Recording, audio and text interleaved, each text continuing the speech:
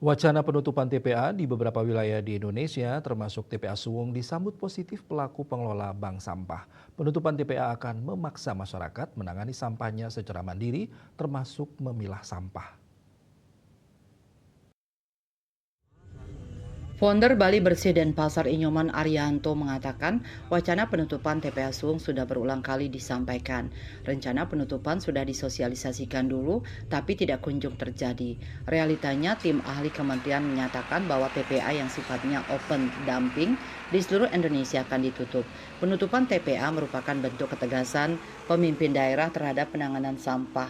Walaupun ketika penutupan dilakukan juga akan menimbulkan gejolak di masyarakat dengan pemerintah. Ada dua kepentingan, yakni kepentingan menyelamatkan masyarakat dan bentuk leadership ketegasan. Jika tidak ditutup akan menjadi masalah, dan jika ditutup juga akan menjadi masalah juga. Jika TPA Suwung ditutup, masyarakat akan kesulitan mencari tempat membuang sampah.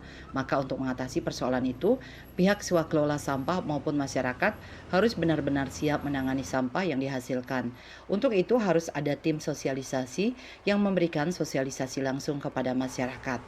Bagaimana masyarakat memilah sampah agar volume sampah berkurang, mengolah sampah menjadi berkah, ini yang harus disosialisasikan langsung ke masyarakat. Menurutnya, pemerintah harus tegas jika akan menutup TPA Suwung.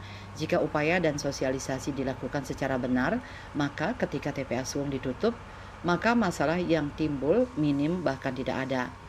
Masyarakat yang telah teredukasi akan terbiasa memilah sampah. Mental masyarakat dalam menangani sampah harus benar-benar bisa menerima jika harus mengelola mandiri. Jika tidak bisa menerima, maka akan terus mengeluh ke pemerintah.